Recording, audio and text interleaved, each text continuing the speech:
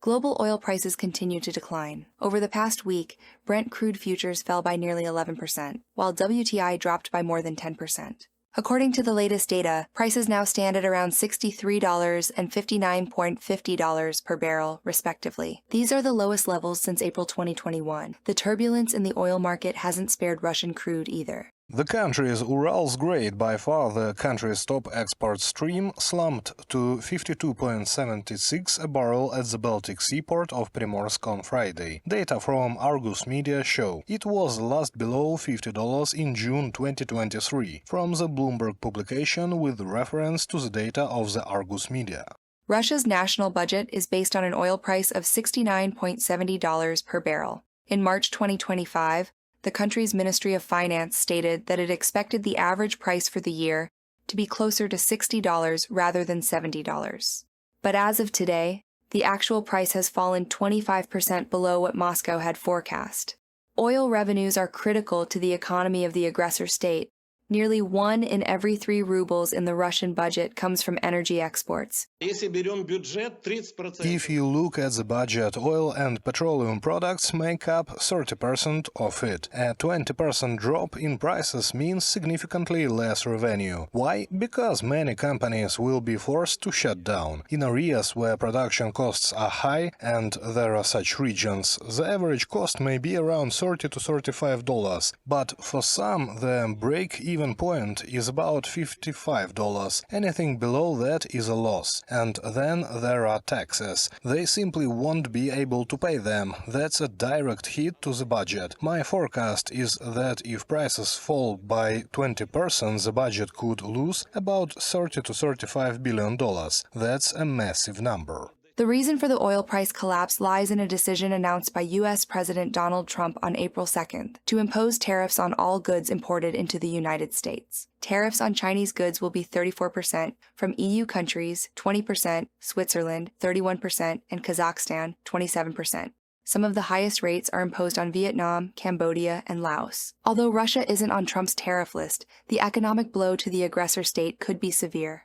Mr. Trump recently threatened to impose tariffs on buyers of Russian oil, a trade that is the lifeline of the country's war machine if President Vladimir Putin did not cooperate with U.S. efforts to broker a ceasefire in Ukraine. Such tariffs would significantly complicate the country's foreign trade. Mr. Trump may be holding back new economic restrictions on Russia as leverage in the peace talks. From the New York Times publication citing Alexandra Prokopenko, a fellow at the Carnegie Russia-Eurasia Center in Berlin. Just hours after Trump's tariff announcement, oil exporting countries in the OPEC Plus group, including Saudi Arabia, Russia, the UAE, Kuwait, and Iraq, pledged to increase crude output.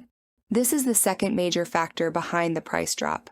According to Reuters, U.S. Secretary of Energy Chris Wright is expected to travel to the Middle East soon, likely to negotiate an increase in global oil supply. Wright will start his trip in the United Arab Emirates, followed by Saudi Arabia over the weekend, and then Qatar. Low oil prices could also help the United States by pressuring Russia, another top oil exporter, to come to an agreement over its war in Ukraine by choking some of the revenue Moscow depends on to fund the fighting. From the Reuters publication citing a source in the U.S. Department of Energy. Russia spends nearly $1 billion per day on its war against Ukraine, according to Kirilo Budanov, head of the main directorate of intelligence of the Ministry of Defense of Ukraine, speaking in late February 2025. Over the course of this year, the Kremlin plans to spend a record-breaking 13.5 trillion rubles on its invasion of Ukraine.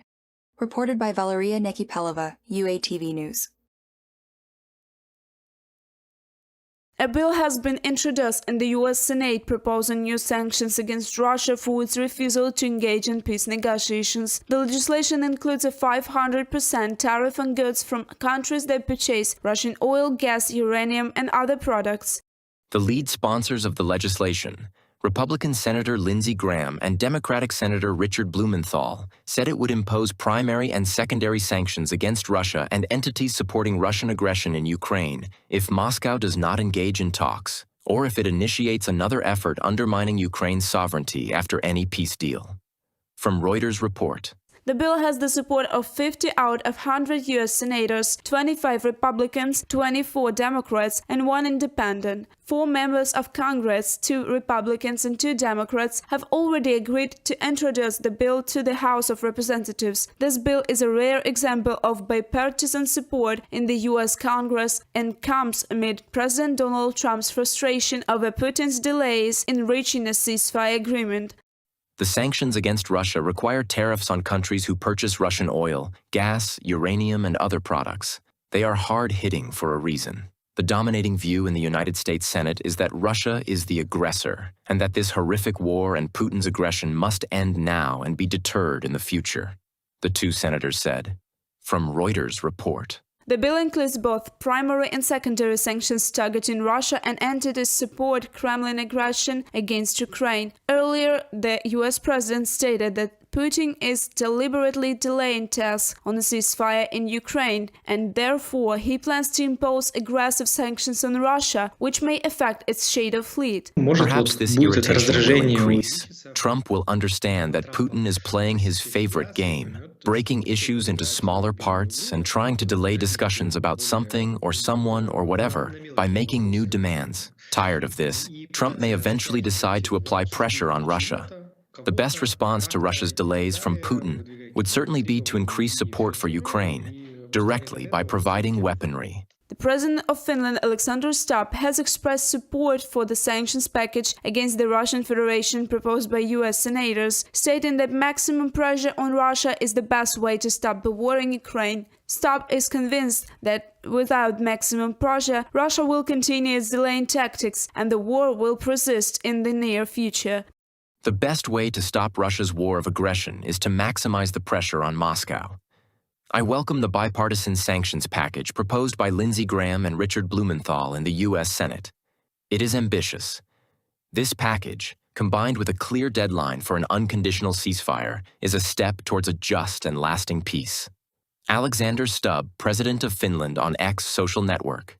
Meanwhile, Russia is ignoring any ceasefire agreements and continues to attack Ukraine's energy infrastructure. In recent days, the Odessa, Sumy, and Kharkiv regions have been targeted. The shelling of frontline areas continues.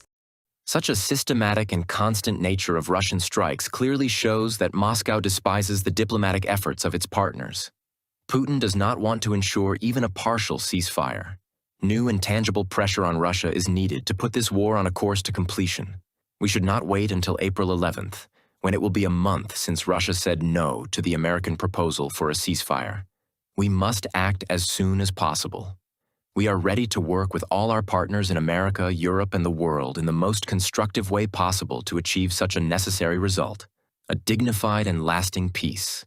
Volodymyr Zelensky, President of Ukraine, in Telegram post. Ukraine is interested in a more intensive dialogue with the US and insists that there is no pressure on Ukraine. This was stated by Ukrainian Minister of Foreign Affairs Andriy Sybiha. According to the minister, Ukraine currently sees a great opportunity to accelerate efforts aimed at achieving a just peace. Reported by Alexandra Zaslavets, Victoria Smirnova, UATV News.